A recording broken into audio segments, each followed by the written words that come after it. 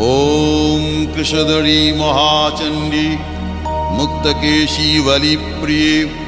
कुलाचार प्रसन्यास्ये नमस्ते शंकरप्रिये घोरदंष्ट्रे कोटराक्षी कीटी शब्द प्रसादिनी घोर घोर रवास्फारे नमस्ते चित्तवासिनी बंधुका पुष्प शंकाशे त्रिपुरे भयनाशिनी भाग्योदय समुत्पन्ने नमस्ते वरवन्दिनी जय देवी जगद्धात्री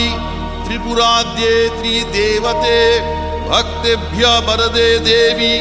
महिषग्नि नमोस्तुते घोर विघ्न विनाशाय कुलाचार समृद्धये नमामि वरदे देवी मुंडमाला विभूषणे रक्तधारा